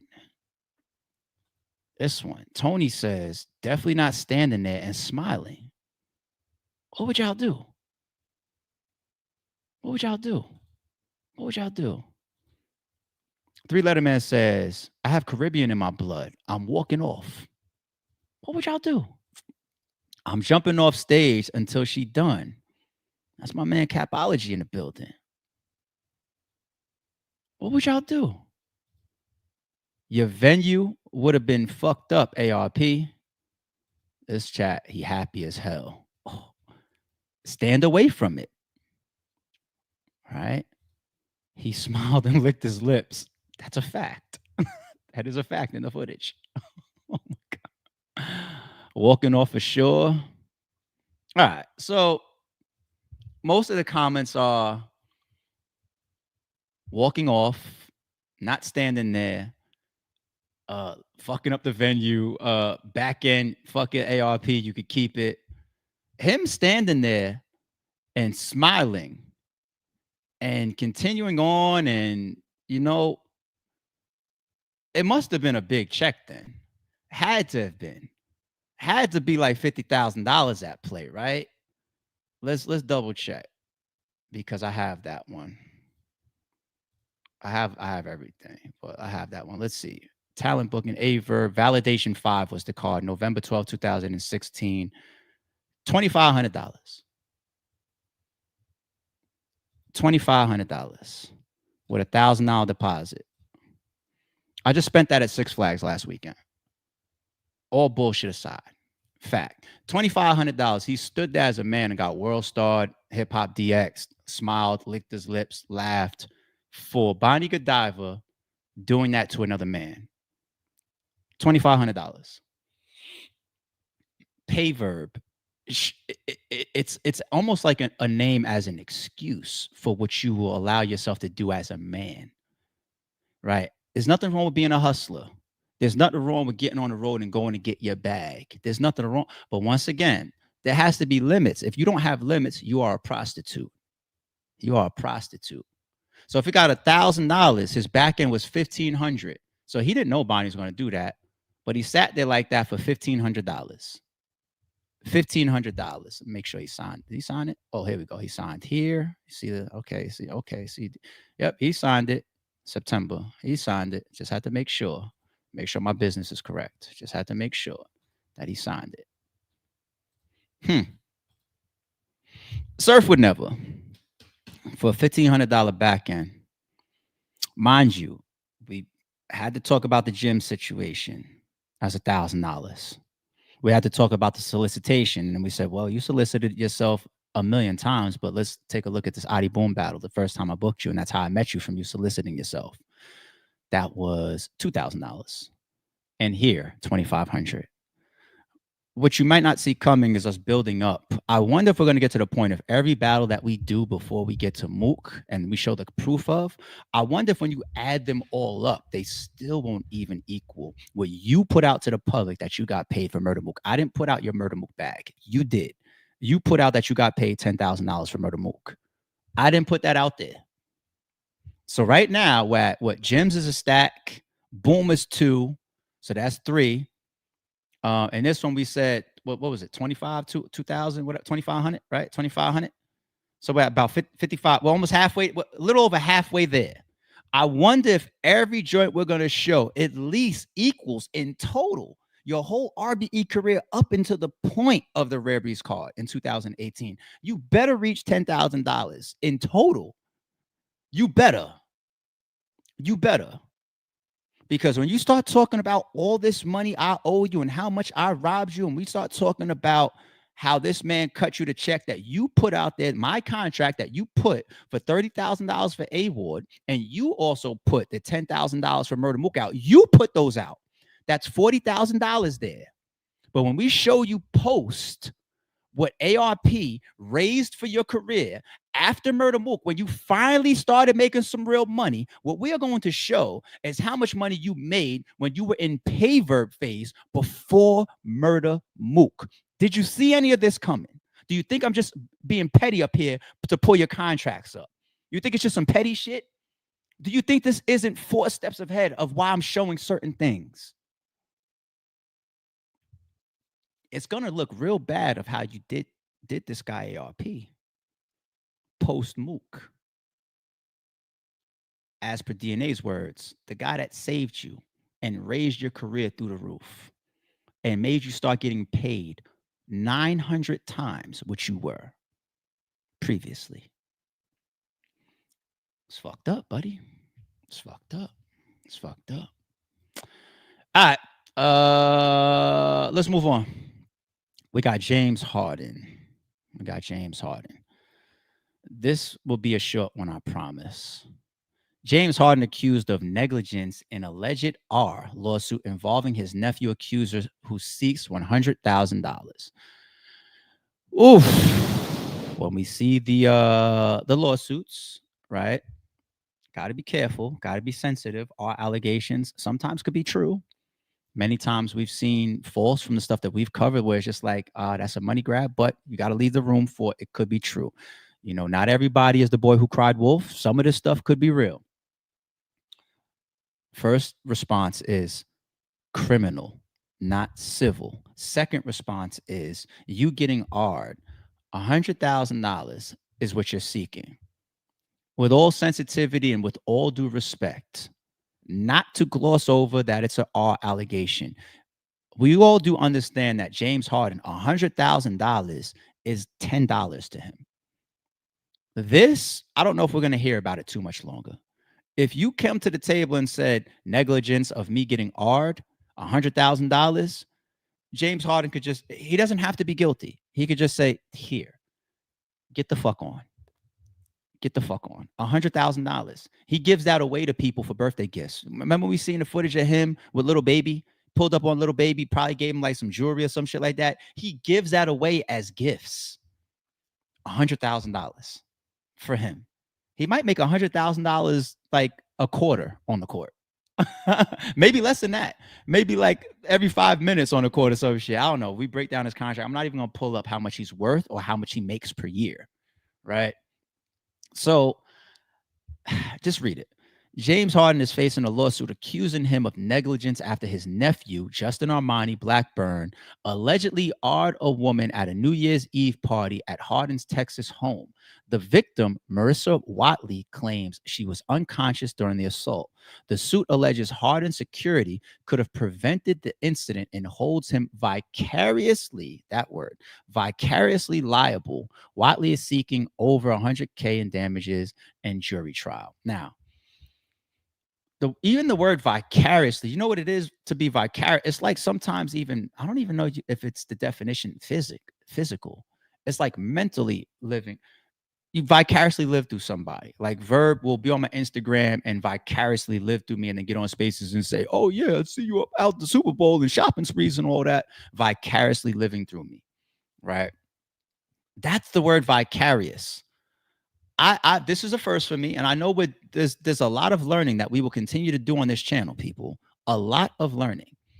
But a lawsuit that is saying that somebody is possibly emotionally delivering. Let me just pull it up. Let me just be careful here.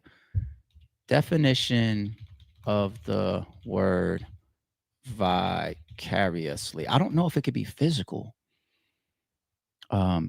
In a way that is experienced in the imagination through actions of another person. Imagination through the actions of the other person. So it's not physical. The other person is the action and the physical. You, the accused, if you're vicarious, the vicarious nature of that person, it's imagination, your thoughts through somebody. I don't know how you prove that when the situation happened, allegedly, that Harden was vicariously a part of that. I've never seen that one before, an accusation like that one before. But we're learning up here. DW, help me out. Am I missing something? Is this a common one? Is this a common one? Okay.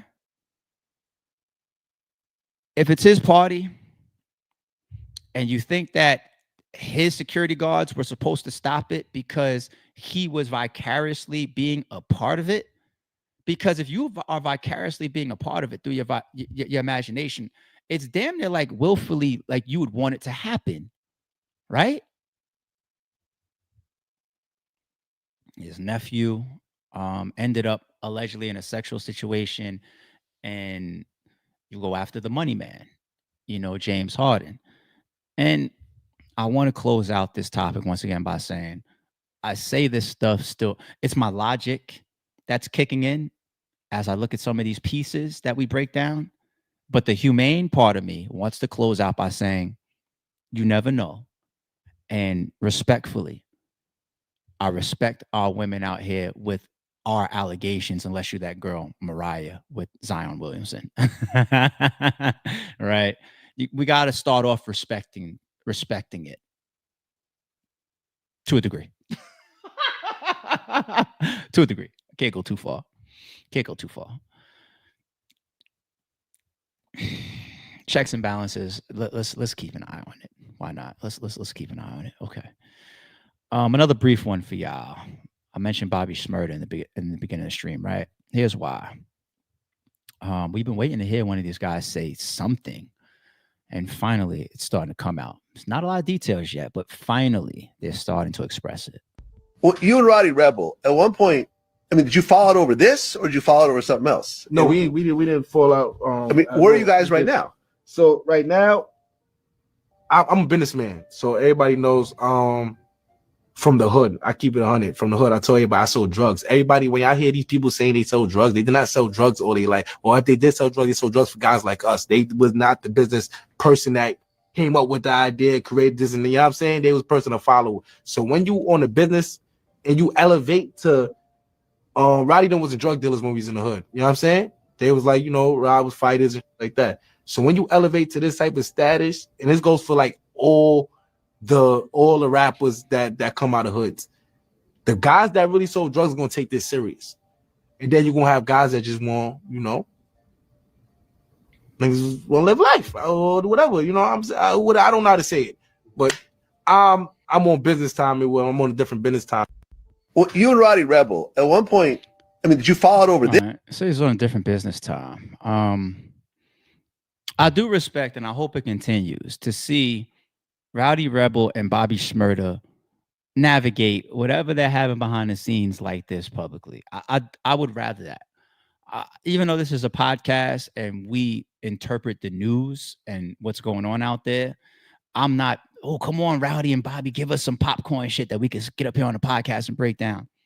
I'd rather these two guys keep it like this at most, because it's at a point where they can't duck it. They can't duck it. It's so clear, their mannerisms. It's not easy to ask somebody about somebody that you don't rock with a question and get them to be all peachy. People can't be that fake. They could be politically correct or try to, do the camera dance. But like, imagine somebody has become your enemy and they ask you like, oh, so what's up with your ex-friend? It's very hard to get them like, who, him? Oh yeah, he's cool. It's not easy to do that. So they've been showing these signs for months, if not at least a year. And whatever their real fallouts are, I hope that it never gets dirty or nasty publicly.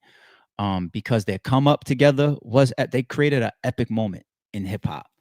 They really did. Hot Nigga and all that. They had an epic. Their movement just jumped to the front of the line. It really did. GS9 and Bobby Shmurda and Robbie Rebel. They jumped to the front of the line like this. Had everybody throwing their hats and funny dance and all that. Hey, right? They had it. They got locked up.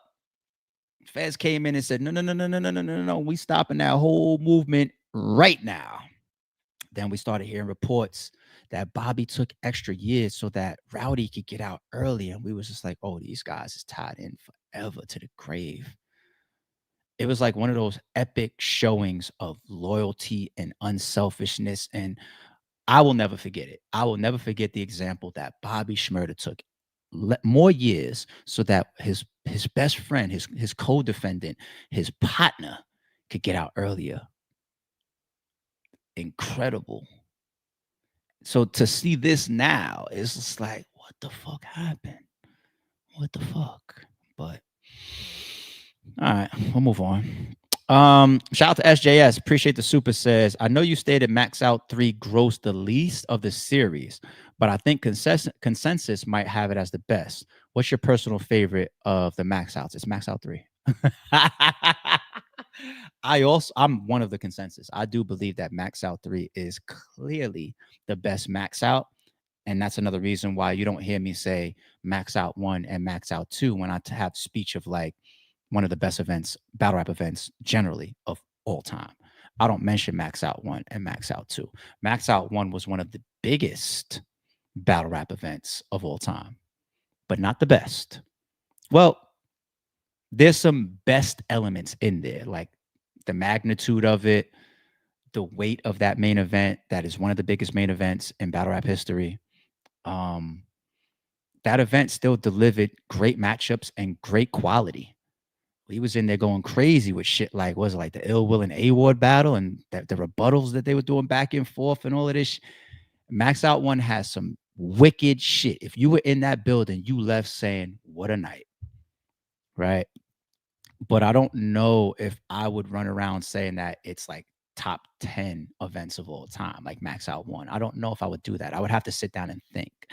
And I might take Max Out 1 over Max Out 2. I might. I forget. I might take Max Out 1 over Max Out 2. But Max Out 3 clears. You put Max Out 1 and Max Out from an overall quality and construction and everything standpoint, you can't even put Max Out 1 and Max Out 2 together to touch Max Out 3. First of all, Max Out 3 is a card that everybody said went 11 for 11 battles. Okay? The nostalgia of the Lions Den guys coming together for the first time since, of like Head Ice, Goods, and Arsenal. The nostalgia of the St. Louis Kings coming together. Hitman, Young Ill, Aye Verb, B Magic. Young Ill's return. Big K Champion of the Year run. Grudge match. Aye Verb versus A-Ward. Mega match for RBE for us. And it was the champion battle of the year. Ill Will versus Hitman Holla. A battle that I was trying to put together for like 5 years. A legacy battle for us. A battle that Ill Will deserved. Hitman continued to be tested by some of the greatest battlers ever. You know, you had so much, so Head Ice and Show Off, their backstory. It was so much. Got 1SK. There's so much built into that card. We had a secret battle on there of Arsenal and B Magic, Crip on Crip crime, which was also B Magic he got voted as one of the performers of the night. View-wise, that battle's ahead of A Word versus Aye Verb. We showed that earlier. There's too much going on with Max Out 3. Blue Room, where everybody wanted to be. Blue Room. The Blue Room is responsible for Loaded Lux versus Rum Nitty happening. That's the power of the Blue Room. Yo, Max Out 3 is just, it's the reason why it's the only event and the first event that we've uploaded in its entirety to the channel. And the face-offs, it was just incredible. You see, I saw that clip going around, me and Aye Verb outside of the hotel about after the press conference that night. And they asked, yo, look around. How's it feel? You see Aye Verb out there. He's powered up at that moment. He's like, yo, look at this. Like, all the dope boys outside. And I'm just like, yeah, look around. This is incredible. It was the aftermath of just the press conference was like, what is going on? This is, it don't make no sense out here. It's like a parade, you know? Yeah, so Max Out 3. Unfortunately, though, even it's not just, sometimes it's about the quality over quantity. Quantity in this respect being the money, right? I think that Max Out 3 deserved to be the highest grossing and netting Max Out of all three. Unfortunately, it wasn't. Now, I even put on screen in one of these videos, I showed you allegedly $20 million plus worth of views that ended up on other platforms during the time of my live pay-per-view, as well as while we were on VOD. I showed it to you on camera. And I only showed you for the sake of like my little argument with Aye Verb, like 2 or 3 pieces, right? What I really had for like what we were saving up for, like if I have any issues that I need to handle, like serious issues, that folder is like this. That folder is massive of some of the places that Max Out 3 allegedly went, right? And it's part of the game. It's part of the game. You know, you're going to have battlers that will bootleg you and then get on Twitter and say, fuck your battles publicly. You know, so the proof is there. Is incredible. But one thing that I'm proud of is despite how high demand Max Out 3 was for that level of activity that was happening around it, allegedly, if you keep up with me, for it to still be in the green, for everybody to still get their money. I'm proud of that because it wasn't a small budget card. You got Hitman there. Everybody knows the type of money Hitman makes, right? I didn't have to pay Hitman out of my own pocket. So Max Out 3 still earned enough to make sure that everybody got their money and, you know, have a little something in my pocket too, maybe pay my taxes and everybody's cool. You know what I'm saying? Nobody got a call that night and saying, damn, guess what happened, man? I don't got your money. Everybody got their money and then some. The Vada Flies, the Showtime SPs, and the Rosenberg Raws, they got paid more than Aye Verb got paid to battle gyms. That's a fact. You know what I'm saying? I still gave out of my own pocket out the Performer of the Night bag, right? And Aye Verb and Ill Will split that bag. I still gave that out. You still see the tweets a month later from people like in October, people like Aye Verb tweeting, damn, I forgot about this money. ARP just sent me another check. That's VOD that was on sale for the month as it continued. So I'm not complaining. I'm not complaining, you know, but it's part of the story of Max Out 3, the history around it, you know, and I could do a whole Max Out 3, all the intangibles and surrounding factors. That would be interesting. Maybe I'll do that this year or one day for y'all, but the legacy of Max Out 3 continues. So shout out to you with that, super. Chaos says the craziest pocket check I've ever seen. Oh, we're still talking about that Verb and Bonnie shit, right?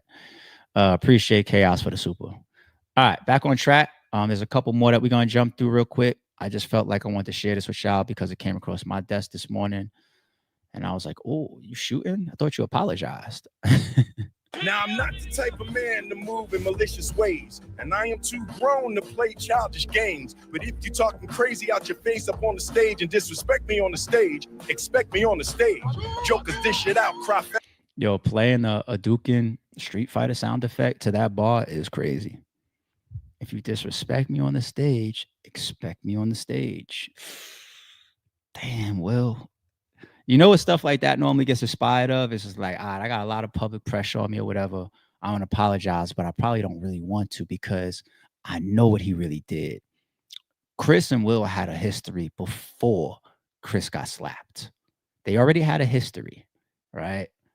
And I know Will is in one of those spots. I've been there before when it's like, damn, I'm in the right, but I just have to be wrong in this particular situation. At the end of the day, that wasn't the place to slap this man. That wasn't the time to slap this man. I still have to own up to that. But ooh, the little variables and intangibles of this situation, the stuff that I know that I'm in a spot where I can't even really publicly speak about this because it is Chris Rock. And I did put my hands on him, you know. But then later on, 2-3 years later, you start getting the little subs in the song because he's still walking around with it like, I didn't really want to apologize because I know what you, nigga, they don't know. Real talk. But I thought it was interesting to hear him saying lyrics like that.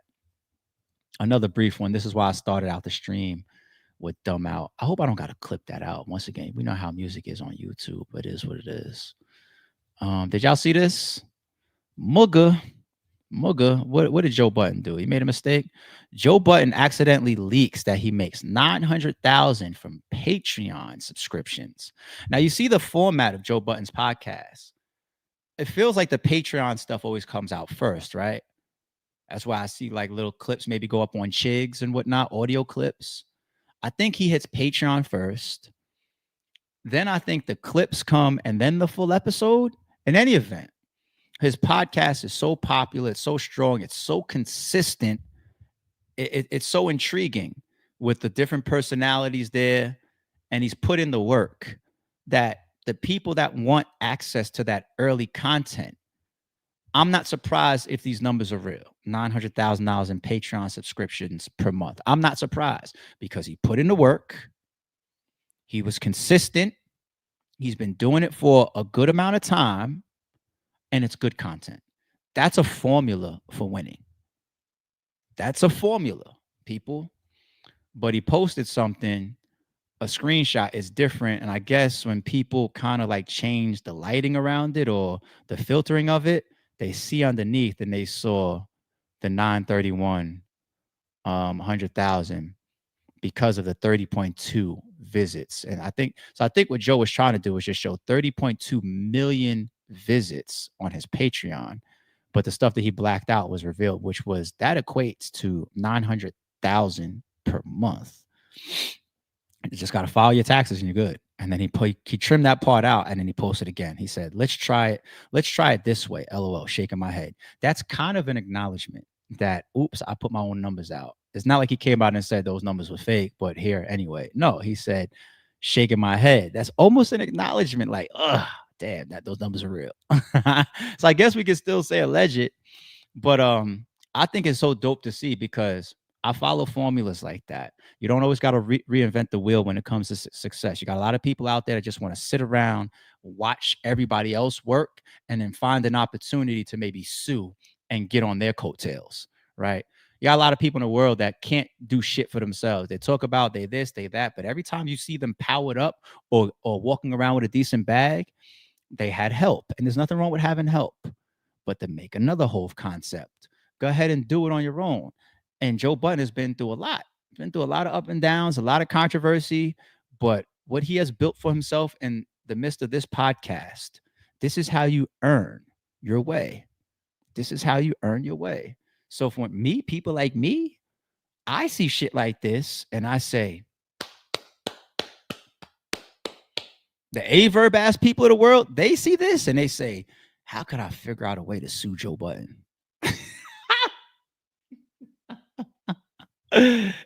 I mean, stop me when I'm lying. All right. We're about 2 hours in. I hope I kept it entertaining for the full stream.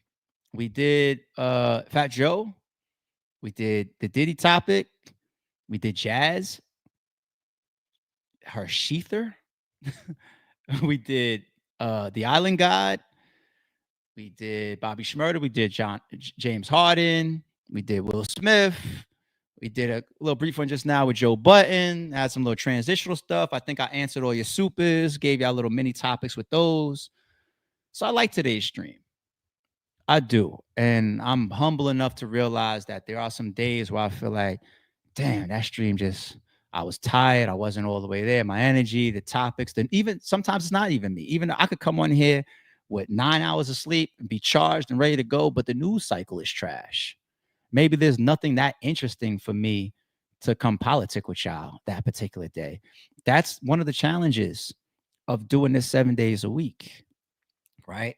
I can sit back and wait for the biggest topic to hit the news cycle and say, boom, Giddy was just found guilty. Cut the stream on. And there's nothing wrong with that, right? But for me to commit to being here 7 days a week, I hope y'all understand that things are not always going to be exciting. There's not always going to be the most exciting things happening 7 days a week. Yet I'm still committed to being here with the chat 7 days a week, unless I got something critical going on or I'm out of town. That's my commitment. You know, that's my consistency. That's my work ethic. And the stuff that we brought through today's news cycle, I think was interesting enough for me to spin into a decent level of entertainment. So I hope you guys enjoyed today's stream. I really do. I really do. Before I get up out of here, it's 8 o'clock on the dot. Thank you, Sean. I appreciate that. I see from the chat as well. Stream was fire. Once again, appreciate you, ARP. Thank you, y'all. Thank you. I appreciate y'all. Blessings to your day, chat. Thanks for the wake up. Yes, today we were here 6 o'clock on the dot. Jazz was the highlight. I think so. I would give the whole this particular stream. I'm gonna give my favorite part of the stream. I'm gonna give it to Jazz too. Not the controversial Aye Verb. I know a lot of people love that shit. Not the Diddy part. Not the Fat Joe piece. I'm gracefully giving today's highlight to Jazz. All right. I hope y'all do, man. I hope y'all do. All right, man. Let's all go be productive for the rest of Thursday. I'll catch y'all in the morning. Don't confuse silence with work ethic. I'm a boss making decisions, my first fetish. The verse cherished is perfect, that's a reverse blemish. I drop it, connected the block, learn Tetris. This is the Sorry Street Podcast. Welcome to the house of. And shout out to the members. Without, I think you still got a gun.